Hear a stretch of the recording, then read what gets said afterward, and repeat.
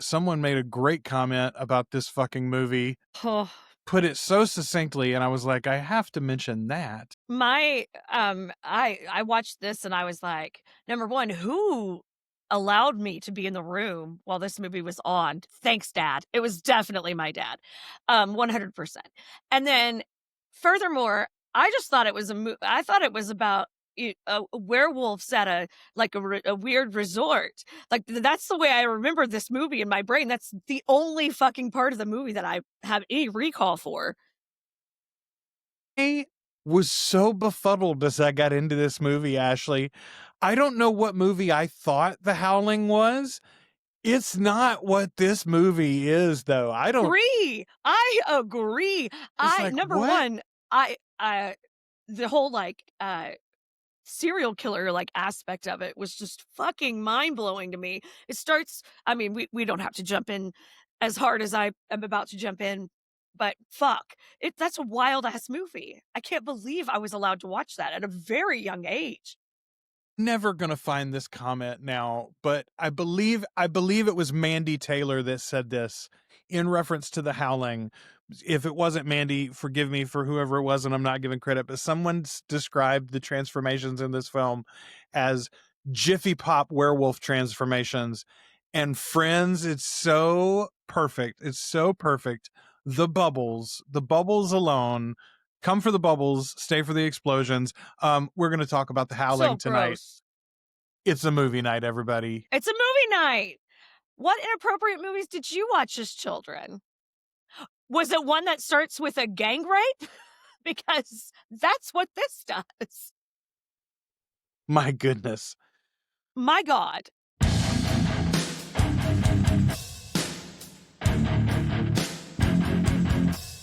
Welcome to the Articulate Coven, the original, unofficial fan podcast and community for Anne Rice's Immortal universe, the Vampire Chronicles, Lives of the Mayfair Witches, and the Immortal Universe TV series from AMC and AMC Plus. The Articulate Coven is Ashley and Joel, but it's supported by listeners just like you. Find out more at articulatecoven.com/join. Welcome to the Articulate Coven. We are your hosts. I'm Joel. I'm Ashley. And we are the Articulate Coven. We are talking about The Howling tonight from 1981. What a weird movie. Genuinely, Ashley, I had said to myself, oh yeah, The Howling was the one. And I do remember the way this looked in the video store, the posters that you would see in the cover of the 100%. video. Very, very scary looking movie. And so I had always put it off. But I wonder what story I had filed in my head as being the story of The Howling. Because it ain't this. No. This movie takes a long time to get to the werewolves. I checked the counter. It was like 42 minutes when we first start, we're about to see one. 42 minutes in. It's not a long movie. Dee Wallace is lovely in it. What a great scream queen. Dee Wallace. Very underrated. Let's start there, as a matter of fact. Dee Wallace, let's talk about her for a little bit. So Cujo was what I remembered her from, although in retrospect, she's in the Critters movies too. She's in Critters and she Critters was Attacks. Everyone's mom in the 80s. She was E.T.'s mom. That's right. She was Elliot's mom. I forgot. Yeah. Okay, mom, good not call. E.T.'s mom. Well, E.T.'s adopted mother. She's in The Hills Have Eyes. She's in The Frighteners with Michael J. Fox. Yeah. Great movie, that one. Jeepers Creepers as well. Secret Admirer. Big horror movie cred. Serious horror movie cred. She found her vein and dug into it there. She's honestly so much more than this movie deserves. Yes. Like, as far as how she's playing it at such a high level and so seriously and so earnestly. And this movie is nonsense, Ashley. I don't mean to trash anybody's favorite 80s film, but as we discovered when we discussed Once Bitten, they didn't make a whole lot of great movies in the early 80s, it seems like, in retrospect. Everything doesn't age well. I don't know. I kind of think it had a creative, it has a really kind of creative concept, and But the whole thing is so convoluted, like, it gets so fucking convoluted. Like, the whole plot is so confusing, like, by the time you're at the end of it, you're like, "Who did what to who?" And it's the guy from the beginning, and it's the doctor from what? One of the Star Wars shows. Uh, Yeah. Okay, hang on. And let me oh, pull back up the cast list. Robert So, Picardo, is that his name? um, yeah, Robert Picardo. He was Eddie Quist is his character here, but he is what did he play? He was in. They've got him listed for Starfleet Academy now. I think he just showed up at the. Yes, I saw that in the, trailer for it, which I'm very excited for. Wait, he's actually going to be in that? Yeah. Wait a minute. Wait a minute. So Starfleet Academy is Well, canon with. I thought it was. So wait a. This is a real diversion here, folks. We do not talk Star Trek, and I am so unschooled. I thought the new Star Trek shows, Strange New Worlds and Discovery, and I think there's another one that I'm forgetting about. I thought those were not connected to the Kirk universe, well i.e., the Jean-Luc Picard universe. well, that could be so, but he's like, I mean, his character, he was the doctor on the, Voyager. Voyager. He was the Yeah. doctor on Voyager, but he's like uh, uh, he's not real. He's a Oh, he's a hologram. yeah, Huh. Interesting. he's a program. Um, That's fascinating. Okay. Really, really cool. Okay. I got to get into this new Star Trek shit. We've got a friend from Blue Jacket who's in like the lead on Discovery. yeah, Was an actor at Blue Jacket a little bit after our time, but Yeah. still Badass. one of the Brotherhood. We love to have a 6 degrees of separation moment. Yeah, we're all about it. I was trying to tell my kids some Bruce Campbell stories the other night, and my Bruce God. Campbell don't really hit home for them in the same way that it did for us. No, Like they don't know no. Ash yet. They did connect with the fact that he's the guy in the background of all those Spider-Man movies they like. So yeah, That's there's that. hilarious. They're like, oh, it's the cameo Spider-Man guy. Okay, a couple of pieces of feedback generally that I want to talk about. So first of all, you and I were befuddled and bemused, Ashley, when someone commented on one of our reels to ask if we were Canadian because of the way that we pronounced Marius. Okay. Vitamina D on Spotify commented and said, "Y'all, I always said Marius, like with Marius? Latin vowels, because he's Roman and would have spoken Latin. That made sense to me. But y'all and even Rollin call him Marius, so I don't know." First of all, there's our answer. Marius is at least makes sense to some people. I believe that would be, I mean, obviously Latin is a dead language, so we don't Right. know, I think, exactly how it was spoken, but we can guess and we can do some good study and research, I suppose. I'm going to take your word for it. Yeah, I'm going to take your word for it that sounds right to me. I had 2 semesters of Latin when I was in college because I was trying to get out of taking. I knew they weren't going to make me take 4 semesters of it, and I was trying to get out of taking 4 semesters of French. So I cheated. I took 2 semesters of Latin. Then the 3rd semester was going to have to be an independent study. I was like, look, I made a C in the 2nd semester. I can't. If you force me into an independent study, I'm going to fail. Let me go take French. They were like, fine, you lazy cheat. You quitter.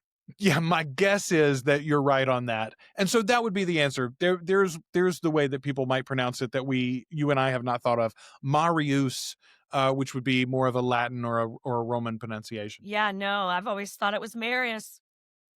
Me too. Like literally never I mean, I did think to myself, you could probably make it a long A. Marius. And that would be maybe French, I suppose.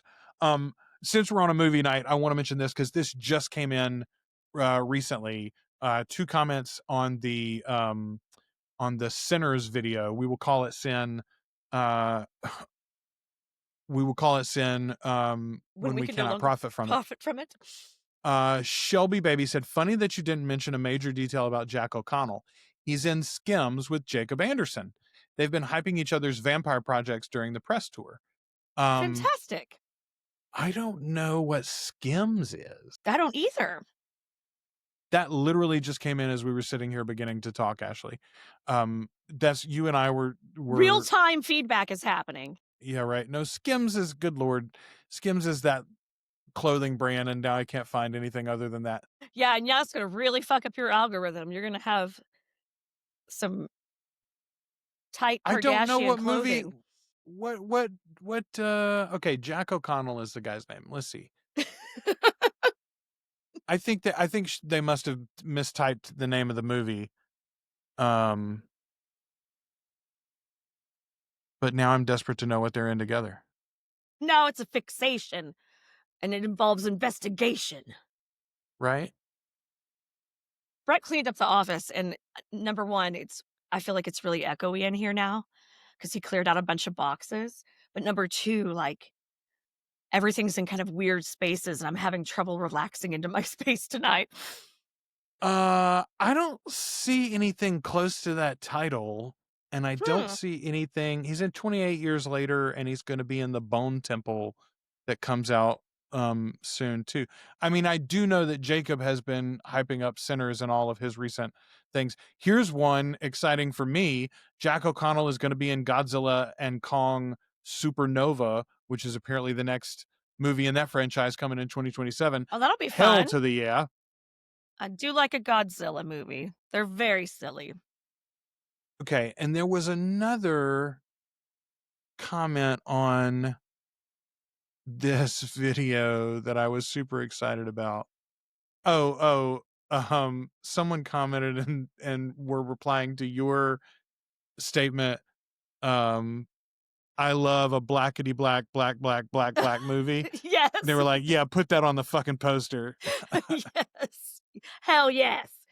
Okay, two other things disconnected from this movie or movie night generally that I want to mention. First of all, a short came out just the other day of us, and this was quite a while ago, but I had made a comment towards the end of the episode about the new Harry Potter TV series on HBO. Yes. That I was excited about the cast, but obviously we But think that bitch JK's ruins everything. trash. Yeah, and I just wanted to mention a couple of things that people had said on that. First of all, this is a good one and indicative of almost all the comments that I got. And I don't disagree with any of these, by the way. Dothel said, in these political times, it's an easy one for me. Like the shirt that Jacob Anderson wore, protect the dolls. This is an easy pass for me. Yeah, Ashley and I are not going to be hyping up that show. We're not going to talk about that show on this show for sure. No. I get HBO Max for free because of my cell phone plan and will, as long as I possibly can maintain that deal, because they used to own AT&T used to own HBO or whatever. But yeah, I'm not paying a dime for JK. And honestly, like I don't want to go back to Universal for the same reason. I would really like to go see that Monsters World they've got, but I'm too fraidy cat to go on the roller coaster anyway. So I'll watch the videos for free on YouTube. Ginger Cat says, I haven't looked at the cast. I'm not going to watch. I'm not tempted. Okay. As someone who, this is from YT Up with the Sun, as someone who did grow up with the books and films, I wholeheartedly condemn the turf trash that is J.K. Rowling. The ruling in the UK against trans people, partly funded by this monster, should make anything she could profit on a plague on this society. No one should take interest in something that is intrinsically tied to bigotry. 100% agree with that. And then the other thing, and I can't find a comment right now that mentions this, but someone said, after the things that John Lithgow said about trans people. Have you heard of that controversy? I didn't know that he had made it. I heard that he had made some statement about JK generally positive, but I hadn't heard anything that he had said specifically about that. So anyway, my point is this. I did not mean to cause this. First of all, that was months ago when we posted that, when we originally made that content. Well, I mean, no, Whoops, I mean, it's scheduling. It's shit that comes up in conversation. It is something we have to look at and address and deal with, like fucking problematic artists and how we deal with the art that's left behind that you might enjoy and you don't want people to profit from it, and so that is why so many of us have really, really pushed away from the table hard when it comes to the Harry Potter universe. She's a horrific person. Like, horrific. I am like anyone that goes out of their way and lies and lies and pretends it's like for women. Like it's like this is what women want. This is to protect women. Fuck you. Fuck you. Fuck you all the way into next week. I mean, I just don't try to speak for my ass because trans women are women. Trans men are men, and you can fuck off into next week. Also, she doesn't seem to have much of a fucking opinion about trans men, but she's just such a cunt about trans women. Like, go fuck off. Sorry, I said It the C is word. no, I like the C word, honestly. I I do like the too. I it's the one reason I wish I was British, honestly, because I Mm. think I could use it more. Yeah, we could. Um, It would be more appropriate. You could get away okay, with it. so here's what he said. Apparently, he said it asked if he expected the criticism because he got before he had accepted the role when it was first rumored. He got some links sent from people and comments made. He received a text from a friend who had sent him a link to an article titled "An Open Letter to John Lithgow. Please walk away from Harry Potter." He received another text from a very good friend who is a mother of a trans child, and that was the canary in the coal mine. Asked if he expected the criticism, Lithgow replied, "No, absolutely not. Of course, it was a big decision because it's probably the last major role I'll play. It's an 8-year commitment, so I was just thinking about mortality and that this is a very good winding down role. I thought, why is this a factor at all? I wonder how J.K. Rowling has absorbed it. I suppose at a certain point, I'll meet her, and I'm curious to talk to her." Okay, so ask if the criticism had discouraged him. He replied, "Oh, heavens, no." Um, Again, it's a big pile of money is what's mostly talked him into it.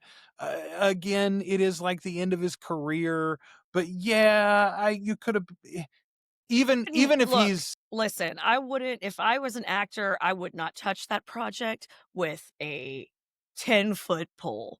I mean, It's a I will say landmine. this. I will say this. I would like to say that I'm not a working actor. So if they contacted me out of the Right. blue and said, "I want you to be Hagrid, Joel," maybe I would. I mean, I got 4 kids to put through college. Right.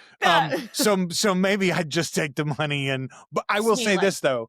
John Lithgow is a big enough name for this project that he has the cover, particularly him who has played a trans person on film before, right? Right. In The World According to Garp. So I just feel like he has all the protection that he wants from a career perspective to be more protective and acknowledging of the trans community and of those that have issue with this project in general while still keeping his job, right? The children cannot do so. For instance, right? Harry can't come on. First of all, Harry's literally a child. He should not be arguing about any of these things online. He shouldn't have social media is what he should have for a long time. All 3 of those kids, God bless them. But the grown-ups though, most of them are not super big stars. John Lithgow is. He's a big star. He didn't need this job. And he has the name cred that they were looking for the series that I think he should have been more outspoken in that interview. And so, yeah, boo, that lowers my opinion of him and it lowers my interest in what he's going to do with the role, honestly. So thank you all for bringing that to my attention. There was one other piece of feedback that I got, or one other reel that I posted, Ashley, that got a lot of feedback. Could IWTV survive without Rollin Jones? Oh, yeah. We posted and this was from quite a while back too, before the coverage began after SDCC for sure. I had just queried at the end of an episode, is it possible that he could leave after he does the Vampire Lestat? He's said from the here's the reasons that and I didn't say this in the clip. I did say it in the full episode. He said before the reason he took the job at all was for season 3 for the Vampire Lestat. And 2, he's already signed a big deal with AMC to adapt The Grapes of Wrath. Now, I fucking hate The Grapes of Wrath. I know, but you and I both know he's probably not going to win an Emmy for Interview with the Vampire or the Vampire Lestat. He is going to win an Emmy if you put that talent to work on The Grapes of Wrath. Like, the guilds are going to fall over themselves to award him for that, right? Okay. So I get it. And also AMC is going to spend a bunch of money on it, and it's probably going to be a more mainstream project and Interview and et cetera. So Blah, blah, I think blah. I think there's a reason why you could at least speculate in that degree. I will say the SDCC coverage has made me feel less worrisome about it. In Yeah. particular, now I'm thinking we might get 2 seasons for the I Vampire do. Lestat. I do feel like this is probably going to stretch into 2. So that means we get him at season 4 at least. And then maybe they talk him into sticking around for 5, except Queen of the Damned takes 2 years. So now it's 6. And, Who anyway, knows? right. So I feel less worrisome now. The other thing, though, just the very mention riled up lots of people said some version of, how dare you? Why would you put that out into Don't the even ether? put that out into the world. Mandy Taylor did comment this on TikTok. Joel, don't say that. We already know you have the ability to wish things into true. existence. It's true. Ooh. So the one thing that I will add, though, and Nicole Harris and a few other people said this, he said in his ATX interview he would stay about 5 seasons is his Awesome. plan. So there you go. He's sort of committed to that. I also remember in something that we've watched before, he said if the network was behind it and the ratings stayed high enough, he could talk him all the way into Memnock, even, is what I think. Specifically the crossover stuff with the witches and the Prince Lestat trilogy, in particular the second would book, like to Realms of avoid- Atlantis. He would I like don't to think he avoid wants those. to. Don't think he wants to go there. Yeah. He's not feeling those. He doesn't want No. to dive into blood canticle, Joel. Oh boy. All right, we're gonna do that next week. And good God, Ashley, I have things to say. I finished the book today, and goodness, I have things to say about this. I believe you said you were looking forward to reading it for filth. To filth, To absolutely. filth. All right, let's go back to this damn movie. Okay. Okay, Howling. first of all, the good, because it starts off really. First of all, this is made by Joe Dante. Joe Dante is a Right. great director. A great filmmaker. Yeah. And it's really like not at all. Okay, so if you thought going into this, like maybe I did, that this is going to be a movie about werewolves at a resort, you're going to be pretty surprised that it starts off with like a sting operation. It's so strange. Okay, the very opening of the film, like the credits of the movie, have to be influenced by The Conversation. I recently watched that. It's the Coppola movie featuring Gene Hackman as the he's a spy. Basically, he records people surreptitiously. I don't think I've There's ever this seen overlapping dialogue. It's pretty good. Not Jim Caviezel. What's his name? The guy who played Fredo Corleone in the Godfather movies, he's in it. Mm-hmm. And it's one of his like so 5 great. movies. Every single one of his movies got nominated for Best Picture. So, and he's great in that one too. But the opening of The Conversation is that it's overlapping dialogue from several different people. You hear them, and this is the way that The Howling starts too. And they're too close in time. Had to have been like, Right. oh, let's do a conversation thing here. A little homage. There's a great line from the TV doctor, repression. Repression is the father of neurosis. So first of all, I do think there's something to that. Like, he is a dirty, dirty birdie, it turns out. But I do think there's something to that. The Republican Party crashes Grindr in every city they're in, right? So funny. That's one of my favorite, statistics. Anytime the convention shows up to town, Grindr has a fucking outage. So, Ashley, 1980s big cities were so fucking scary. So terrifying. Like, dirty, gritty. You could be murdered around any corner. There's not lighting anywhere. Everything's shadowy. I mean, I used to laugh because Escape from New York is set in 1999.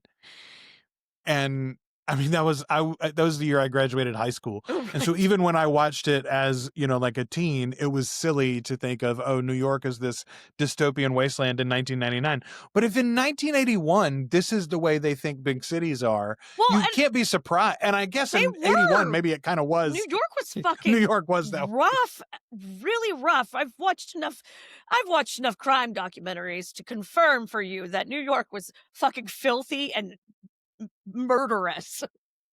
No, here's how you know that it's true. I've seen enough liberal people speak highly about some of the works of Rudy Giuliani Giuliani. to tell me that New York must have really been a shithole if they're like, well, bless. he did make the trains run on time. So it's like Mussolini effect. If you really want to blow your mind, go back and watch a 9/11 documentary and like see like this like smart, capable like Rudy Giuliani dealing with that day. And then you think about him, that photo of him screaming with that shit melting down the side of his face. Like in front of a landscaping building, like the Four Seasons landscaping. Jesus. That was one of my favorite things that's ever happened. What a timeline we live in, Ashley. Where did we go wrong? You know, we have to remember that things like that have happened so that we can enjoy it. I think we closed down the porn shops, and that's where we jumped timelines. That's where we went wrong, Ashley.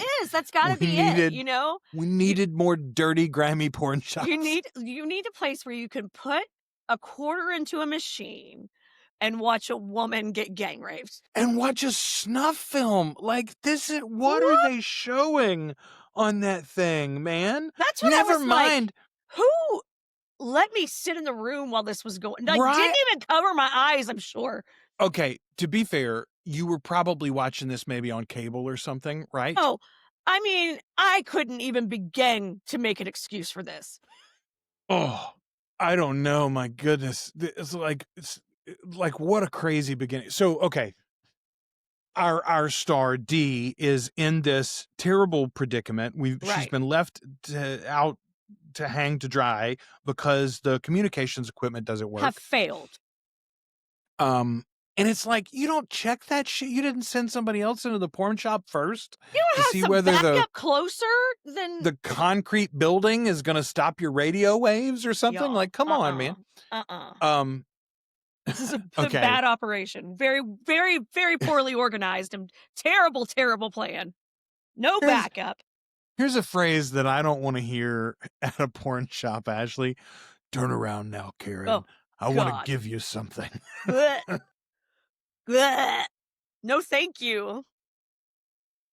Man, okay, there's a really good jump scare early in this movie where we get the dog through the window. Oh, like, yeah. Giant teeth bared. Which is hilarious considering she's also in Cujo. Right. All right, and here's where we get our first mention of the colony. The doctor tells her that he's going to send her up to the colony. Yeah, because she's got the PTSD from this incident. So she needs to go to the colony and chill. It's funny. I literally just watched the second Christmas episode of The West Wing, which is called Noel, which is where Josh finally deals with his PTSD. And yeah, he says at one point, so what's the problem, doc? And the psychiatrist says, well, I believe you have PTSD, post-traumatic stress disorder. And he goes, that doesn't sound like something they let you have if you work for the president. At the White House. Yeah. So good. Yeah, it doesn't sound like something they let you have if you're going to be on the nightly news, well, Ashley. Like, that's the other thing. Everyone's like, they put her on TV and she freezes. And they're like, oh, well, and then they're annoyed with her? No, sir. Like, obviously, this is the 80s. No one has any empathy. Oh, okay. We didn't mention the husband earlier. Let me pull up. Oh, what a good mustache, right? It's the best mustache probably of all time, Ashley. Okay, Christopher Stone plays Bill. What's the husband's name? William Bill Neal? Yeah. Man, not, I would say, a traditionally handsome fella. No, I would agree. Great big nose. You know what's weird? He's in Cujo too. Is he really? Yeah. He's the dad in Cujo. That is so fucking strange. Shut up. That is hilarious. He appeared in some episodes of Galactica 1980. He was in Buck Rogers in the 25th Century. He was in The New Lassie. He also served as a director on some of that series too. He was married in real life to Dee Wallace. That's right. Dee Wallace I didn't know that. Yeah. Yeah, that makes perfect sense. I didn't Okay. realize that was him. I did not make that connection. I knew, oh, they really, Yeah. that's like they really loved each other a lot. They appeared in Cujo, Legend of the White Horse, Runaway Daughters, which was a made-for-TV loose remake of the 1956 film by the same name. All right, well, good on him. He is such a creep in this movie, honestly. What a piece of shit, man. Like that. Okay, right from as soon as they show up at the colony, he goes, "I'm looking for my wife," and Marcia says, "Why?" And you can, first of all, it's a little deer in the headlights, but you can tell from moment one, it's only deer in the headlights because he thinks his wife is right around the corner and gonna catch him. Look, you can Yeah. smell a guy wanting to cheat on his significant other from a fucking mile away. Yeah, you can tell a guy that would, and he's a guy that would, a guy that does. Mind you, there's some werewolf magic involved, but still. Oh man. Lord, that was a wild scene. Did that go into some animation? Am I remembering this correctly?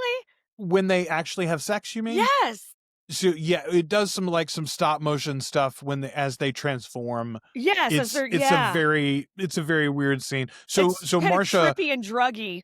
we see her for the first time, and immediately I'm like, I don't know who else here is a werewolf, but that woman is Marcia? absolutely Definitely a werewolf.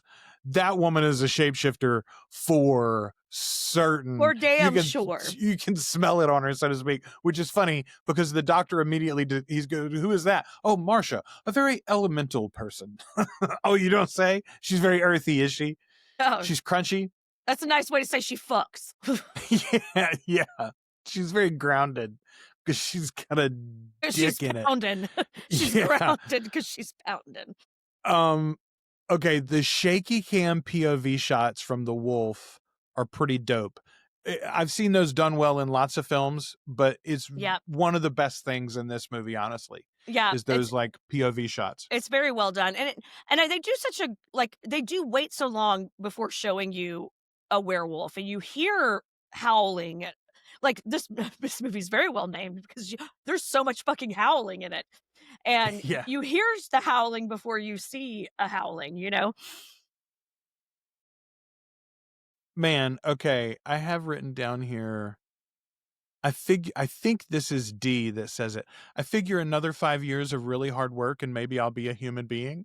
Do you remember that?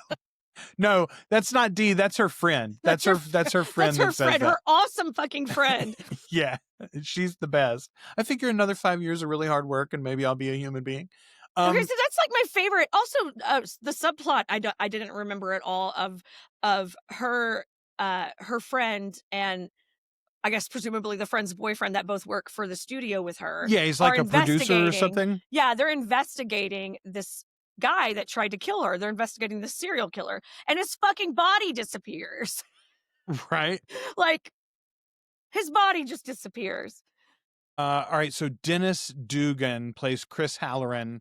That's the fellow that works at the station, and then Belinda Belaski plays Terry Fisher.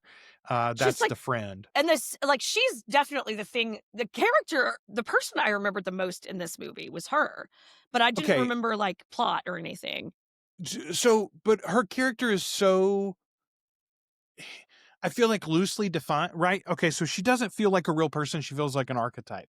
She feels like Six from Blossom, and the black-haired rapping friend from Teen Witch we're going to see next week. Like a smart, capable sidekick. Yeah. Yeah, it's definitely an archetypal character for sure. But I liked how smart-ass she was and how capable. I enjoyed all that. Yeah, no, she's very, very good. Since we mentioned the character earlier, I'll mention the actor too. Elizabeth Brooks is the actor behind Marcia Quist in The Howling. Marcia. Man, yeah, she's really good as the villainess here, and I think holds up as well as anybody does in this very silly movie. The one other one that we haven't mentioned, but he's got kind of a small role. He's just the shitty boss back at the station. Kevin McCarthy. He's such an asshole. he's in a ton of stuff. He was in Ghoulies, and he was in the original Invasion of the Body Snatchers. I'm trying to think I what love I Invasion remember of him. the Body Snatchers. He's in Inner Space from '87. That's what I know Love him from. Inner Space. Yeah, that's where I remember him from as a kid. That's hilarious. Okay, the bookshop owner. We go to this occult bookshop with the two friends while they're investigating. And the guy who runs the bookshop is the kooky neighbor from Gremlins. I think he's a Korean vet. I started to say Vietnam, but I think it's Korea, or maybe even He's something so previous funny. to that. I love that actor. But he's the one who he's seen Gremlins before. Yeah. When he was in the service. He's They the were one telling everybody planes. about it, that they're real. Right. This is a real problem. He's great in both of these. Joe Dante must just be a fan of his, because obviously Joe's the one that brought him in.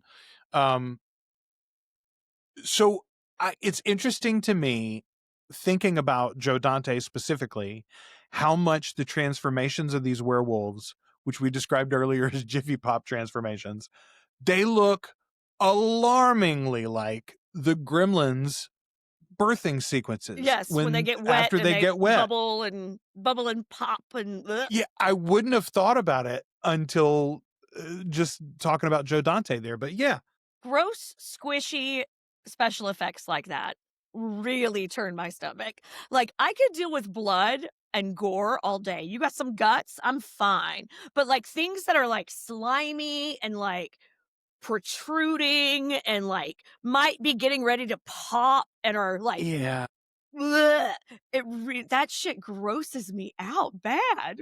Well, I mean, okay, I did a bunch of Alien stuff recently, getting into Alien Earth, the TV show on Hulu, which I mentioned last week, and even there, once the thing has burst and we've got an alien sticking out and the guts are open and they're bleeding to death, I am much less bothered than the 2 or 3 seconds before when the skin is extended. It's like, man, I don't like when the baby puts the foot, like, okay, both of my children would put a foot out every now and again. And it's like, no, I don't really like that. That's reason number 486 I don't have children, is that fucking shit horrifies me. Meanwhile, back at the colony, Marcia, my note says Marcia's trying to cook something up for Karen's husband, but he keeps his honor and runs away and gets attacked by a blooming werewolf for his troubles. Ashley, he was trying to be a good guy. Too bad he can't run fast. Again, I think it was less he was trying to keep his honor and more he thought he was going to get caught, so he wasn't into it.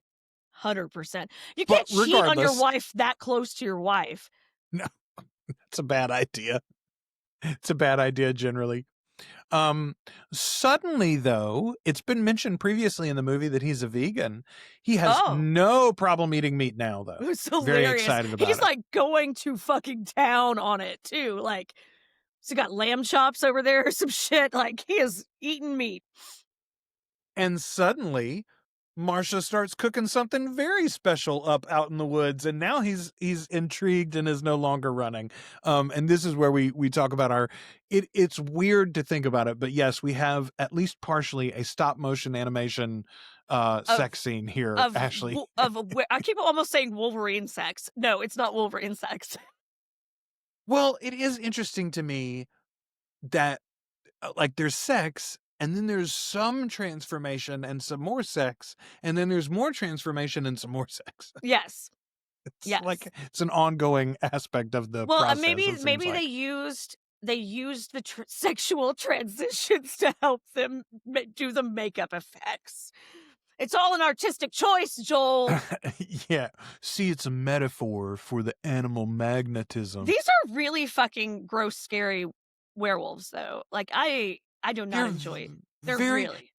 So personally, I'm a big fan of the Wolfman style, right? Mm-hmm. Like I want a elongated snout, a very hairy face, and an upright positioning. Yeah. I do not care for the Twilight style, really, where they're just giant wolves.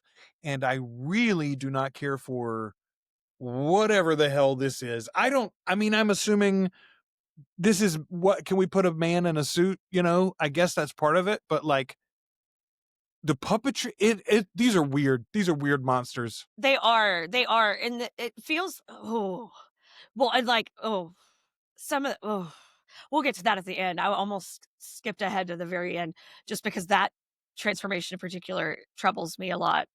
Yeah.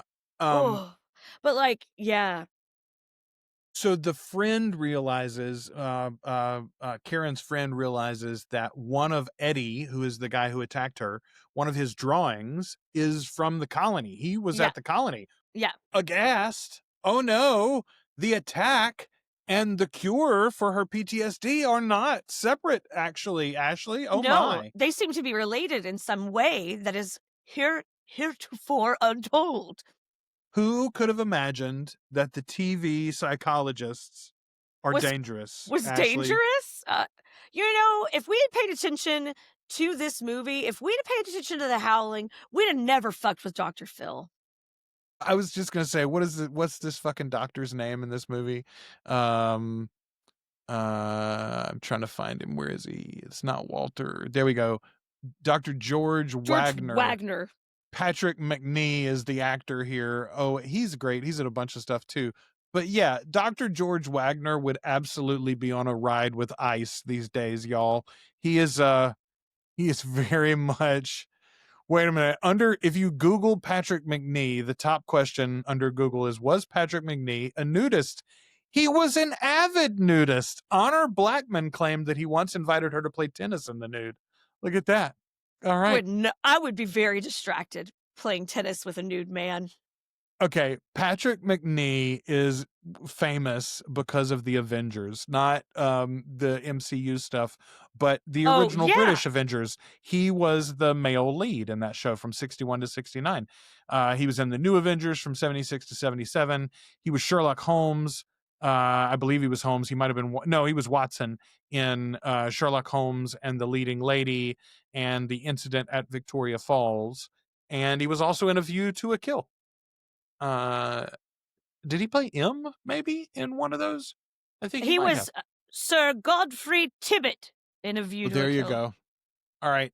He's good in this, but yeah, he absolutely would have been with Dr. Phil. And this guy's so full of shit. He got his fucking psychology degree out of a Cracker Jack box. yeah, 100%. I mean, he's like a TikTok psychologist. This reminds me of like the comic strip where like it's like a bunch of old white men in barrels going door to door saying, "Are there any women who would like to join our nudist colony?" You know, this is this dude's a creep. This dude's a creepy creepster who creeps, and it's all out in the open now. But can we put all of the information together, and can we save Karen? No is the answer. No, the answer is no. We have one of the best like scary horror scenes, I think personally, ever. Like this is not, I don't think it's like in my top 5, but it's definitely like top 50. Top, you know, 25, when she's attacked 50. In which the is open? When the friend is in the office and is like opening that file cabinet and they're trying to find like the last links to figure out exactly what's going on. And she's like, oh my God. And she's just figured it out. And then she looks up and there's the fucking werewolves right here. And then Werewolf murders her straight up. Her boyfriend's on that phone with her having to listen to it. That's intense. Yes, but Ashley, this is the note that I have about that scene. I was taking this movie very seriously until the giant werewolf takes the incriminating file out of her hand with his giant paw before killing her. How we see him is he's got a giant paw holding the file that she was pulling out of the file folder. And he like takes the file away and then he cuts her throat or whatever. Because you need to secure the bag. No. That's okay. Right before that though, Karen is attacked by a werewolf in broad daylight. Yes. She manages to cut the arm off. There's some real fucked up, like, they're attacking in broad daylight. They're transforming willy-nilly, like, whenever they like. These do not follow any sort of werewolf rules that Not good ones anyway. No. But as soon as she cuts the arm off, it like hits the ground and starts Oh. bubbling and turns back into a human arm. It was so Like, gross. oh. That was awesome. I did enjoy that. It was really gross and creepy. Yeah. Then we get the scene where the werewolf does the paperwork. Okay. All right. Here's what I said about these transformations. And this is the one where we see like a full transformation here.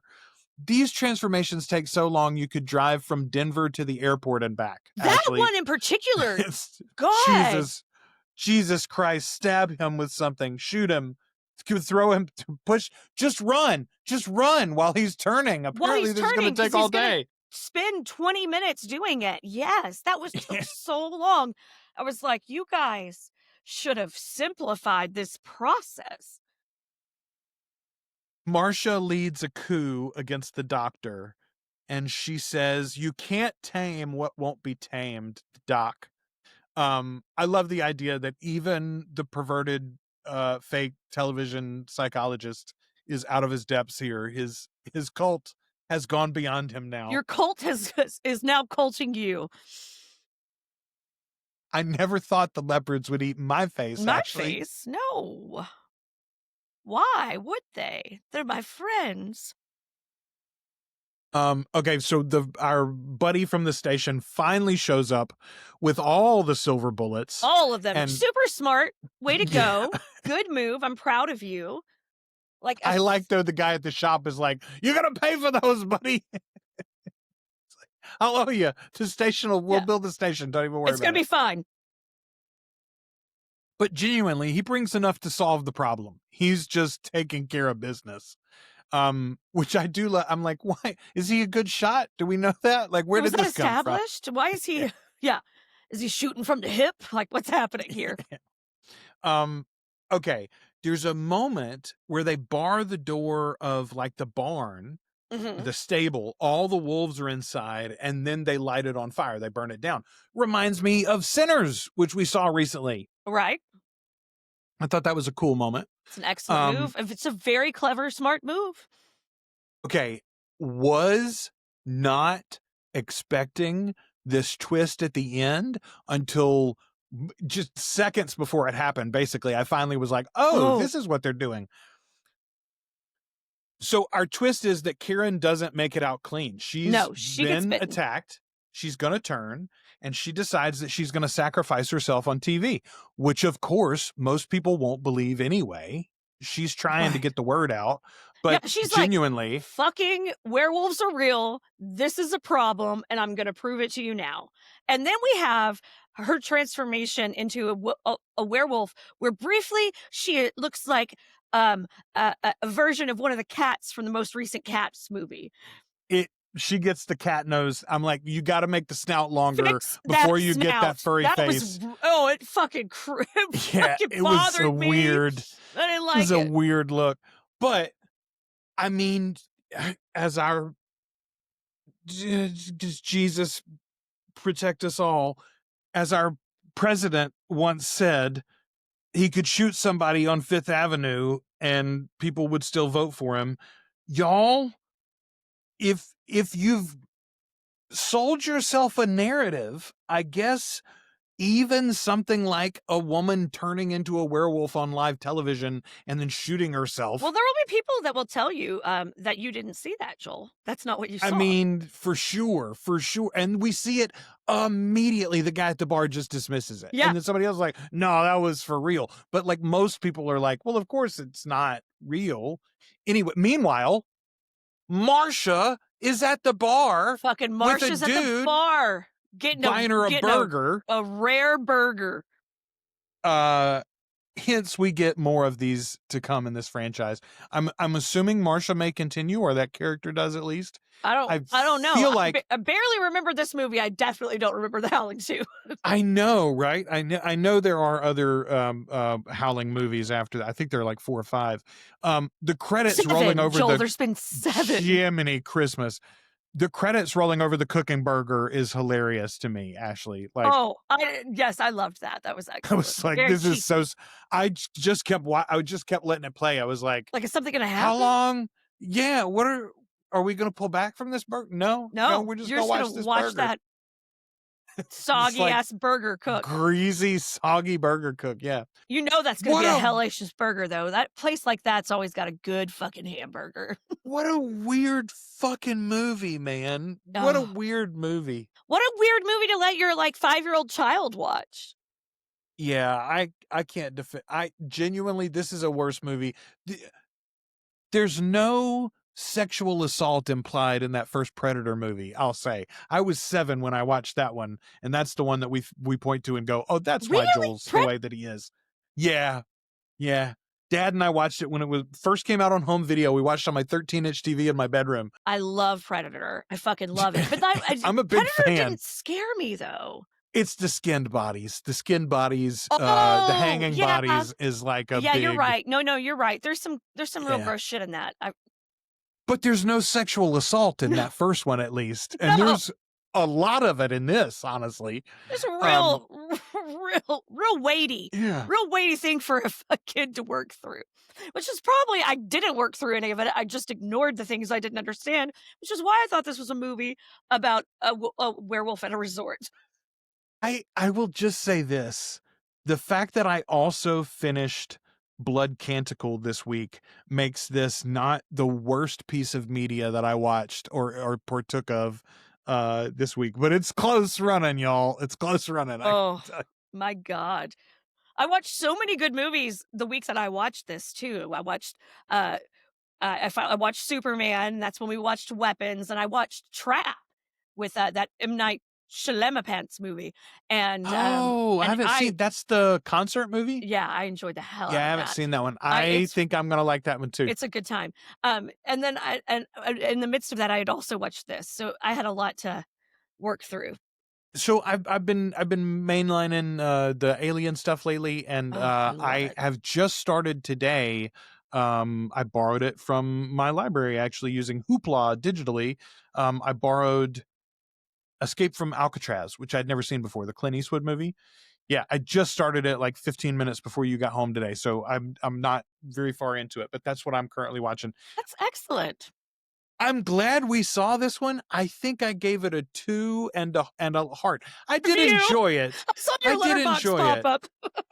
But this was not for me. No, thank you. Very, very goopy. No, and it falls out of my like high listing in my brain that I kept it at for like a decent movie. It's terrible. And you're right about the horror of a loved one dying on the phone while you're distant and can't do anything, right?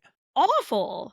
But again, juxtapose that with the wolf going like Wile E. Coyote and pulling the file folder out. Like, actually, no. You want to get a little laugh before the trauma. Yeah, you need a little laughter before your trauma.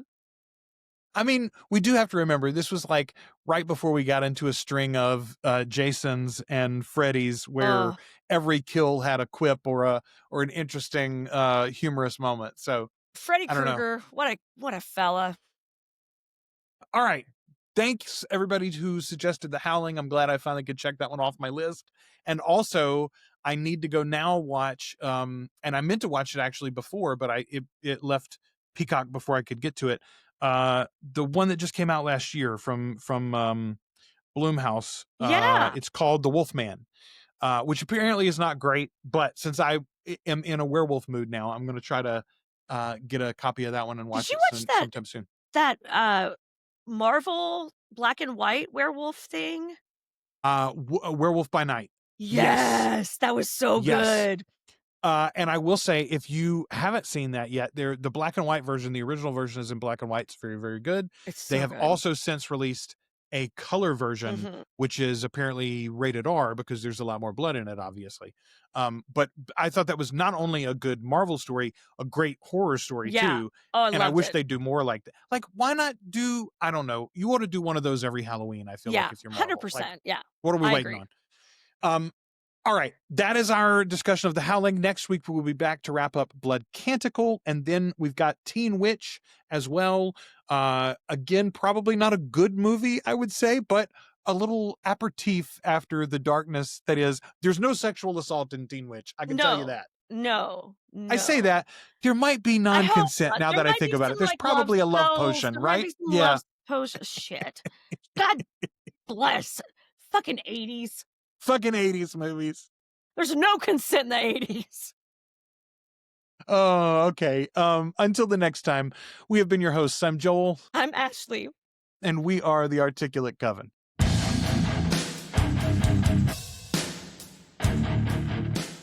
Thank you for sharing this time with the Articulate Coven. Support the show as either a free or paid member at articulatecoven.com/join. You can also find us on YouTube, Spotify, and wherever you listen to podcasts. Find more from the Coven with our sister show, Flan Again, covering the works of Mike Flanagan.